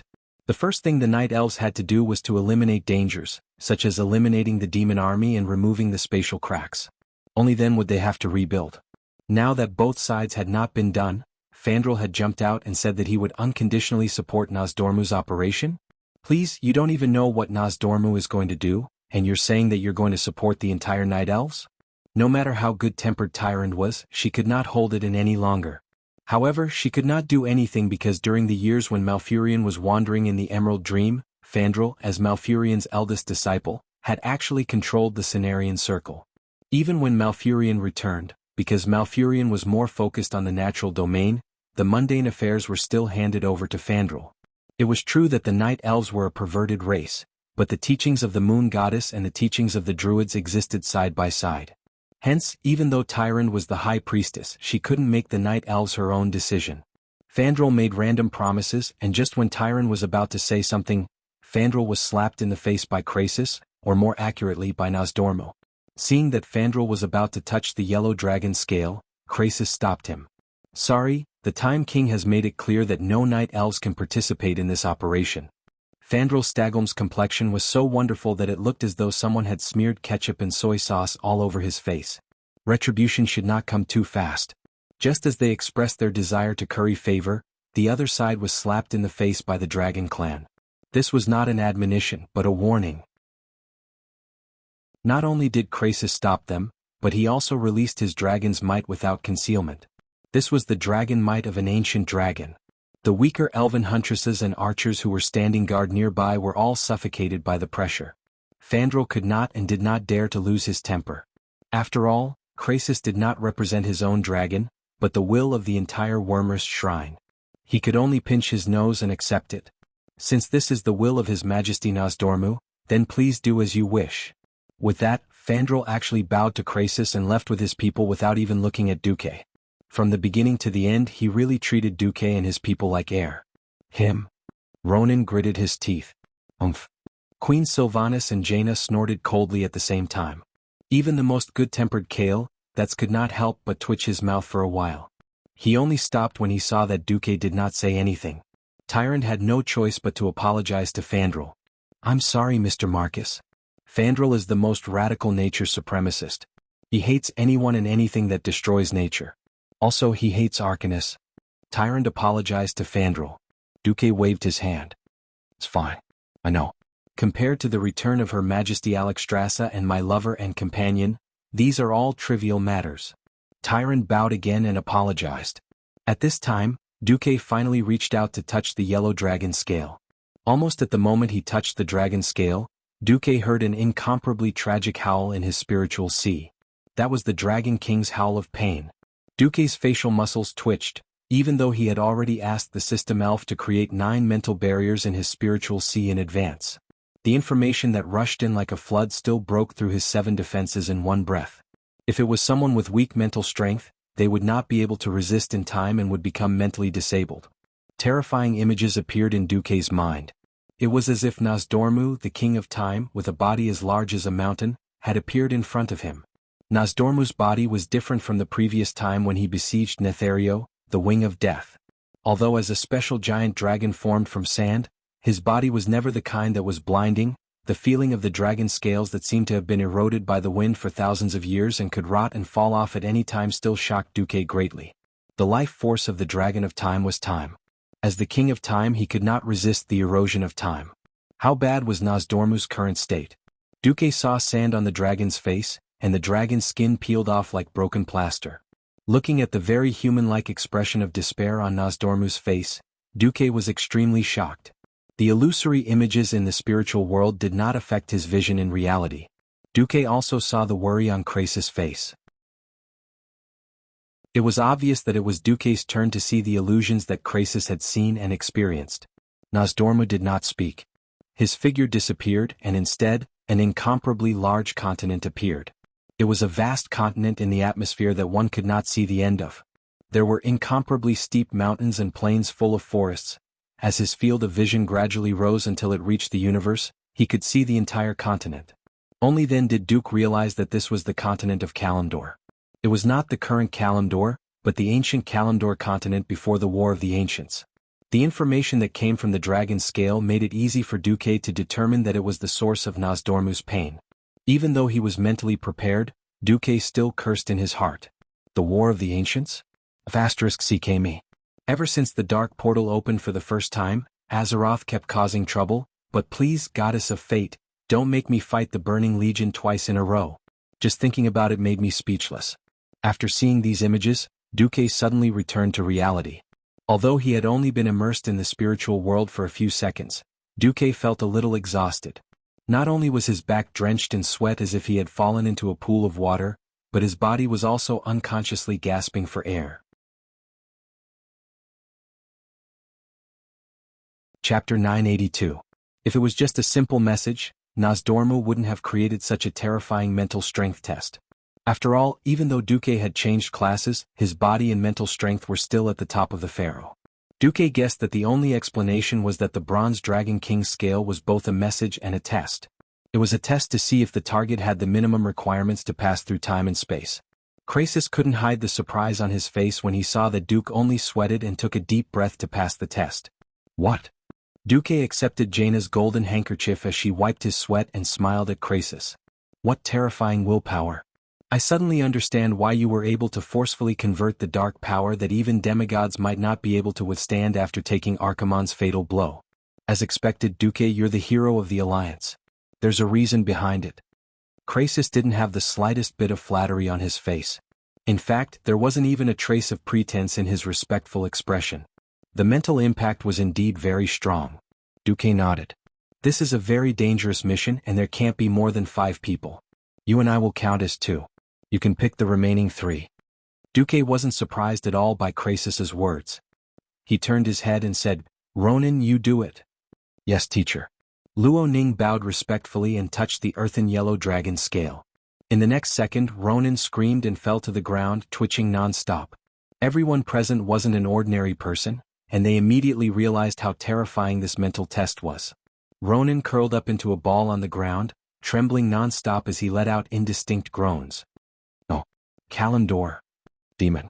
Ancient god." He didn't say much, but every word made everyone tremble in fear. After half a minute, Ronan finally regained consciousness. His stomach cramped and he vomited on the spot.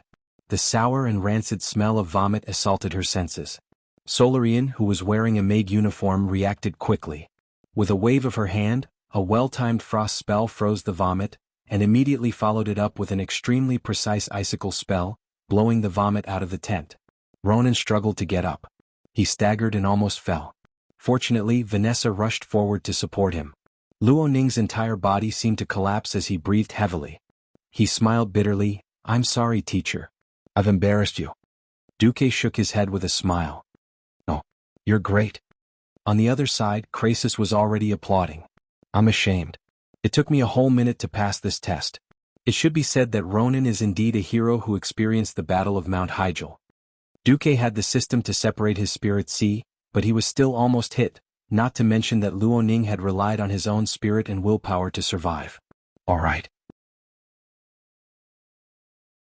There are 2 more spots." Duque seemed to be talking to himself. Then he quickly made a decision. "Please inform Sar. I need him to send a strong warrior to help." Perhaps he did not want to admit it, but at this point in time the warrior, mage and priest iron triangle, formed by warrior, mage and priest was the standard. Without a strong warrior, the operation of the small team was not reliable. Of course, Krasis could transform into a dragon, but that was a tactical nuclear bomb that would not be used until the last moment. Because Krasis, who was not even born during the ancient war, had to go back to the past 10,000 years to acknowledge his ancestors. "The last spot, I'll go." Servanas and Jaina stood up together, each with an expression of unwillingness to pass on the responsibility.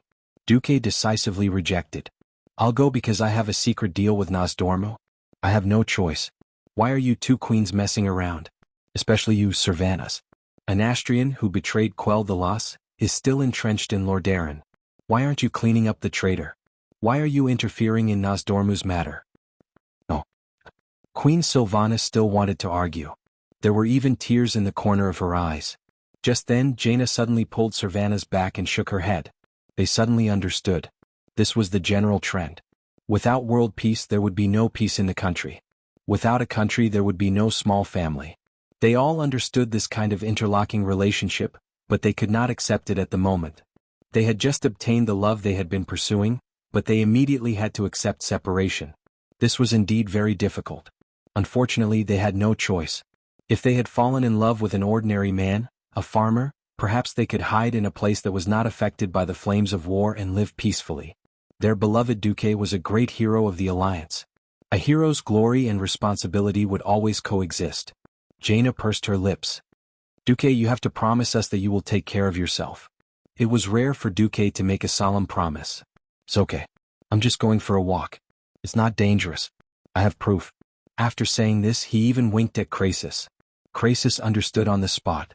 He nodded at the 2 queens to show that Duque was right. Yes. This time, they were indeed going back 10,000 years to stop the existence of evil from changing history.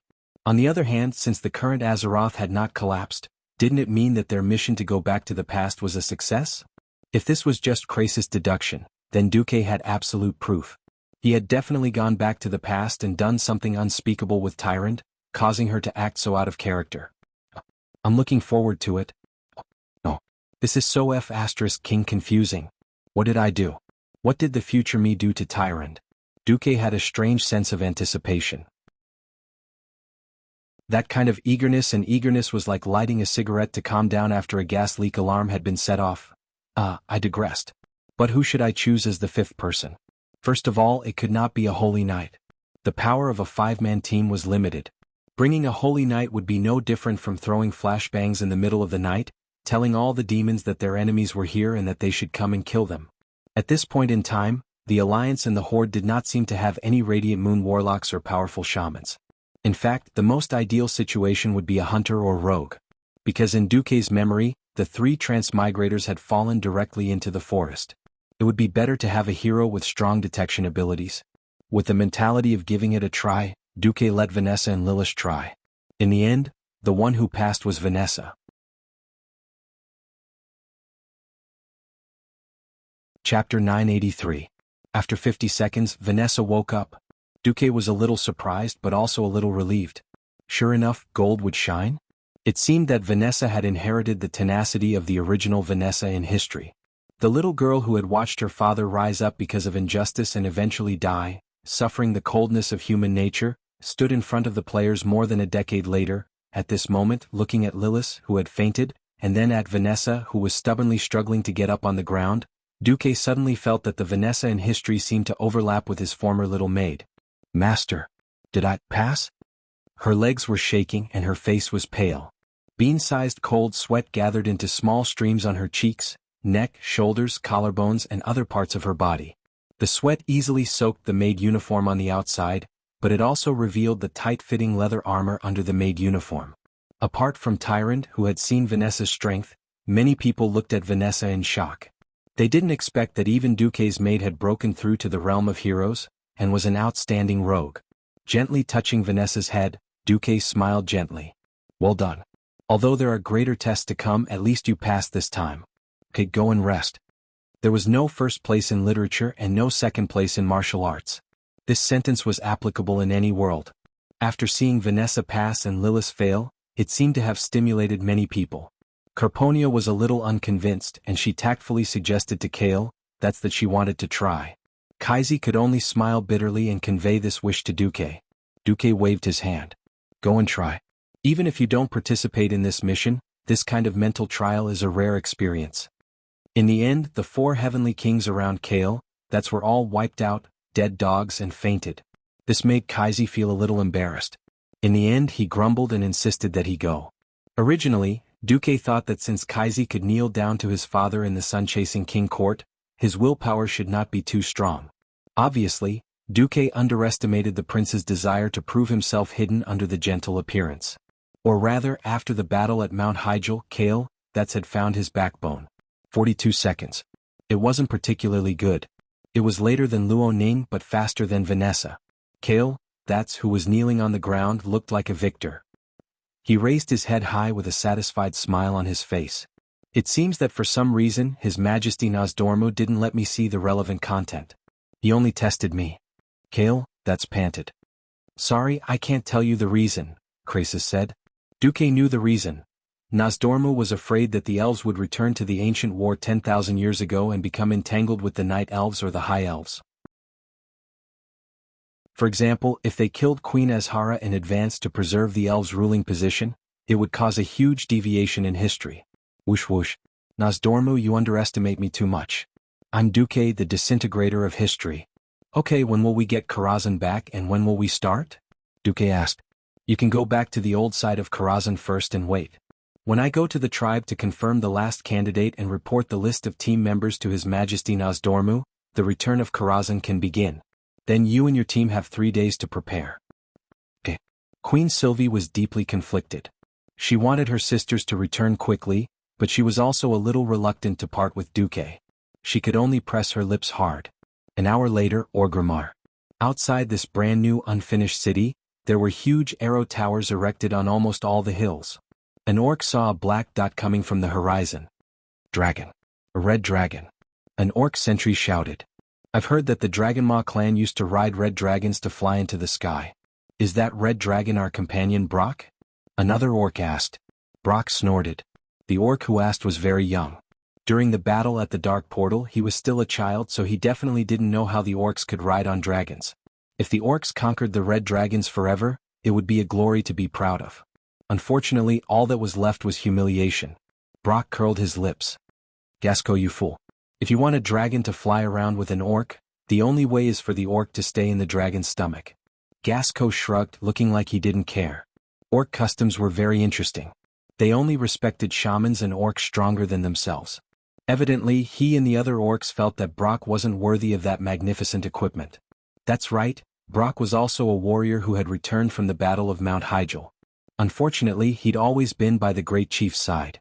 He hadn't beheaded many demons, nor had he lasted until the end of the battle against the Archerons. Brock had lost an arm, and he'd relied on human magic to recover and reattach it. He didn't fear any enemy, but time had worn away at his soul. Perhaps because of his hunchback he looked a little shorter than Gasco.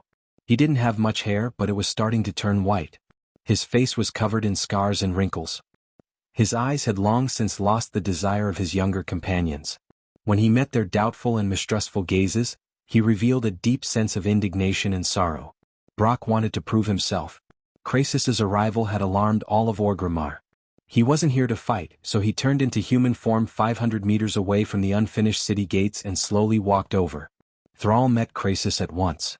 When Krasus explained his purpose and handed over the dragon's scale, Thrall was the first to touch it. 25 seconds, the best result apart from Duque. Thrall, who looked like he'd been fished out of water, muttered to himself and rubbed his chin. I think I know who to find, an outstanding warrior. He turned around. Brock. Call Brock here. Just like that, Brock was summoned. He passed the test in 33 seconds and accepted the mission. Thrall respected Brock very much. Even though many young orcs had looked down on him in the last battle, Thrall would never forget that Brock had been by his side ever since the battle for freedom in Golden Hold. Whether it was against fully armed humans, zombies, or the bloody battle with the centaurs after arriving in Duroder. You're tuning in to the Han Lee's Wuxia Chronicles YouTube channel.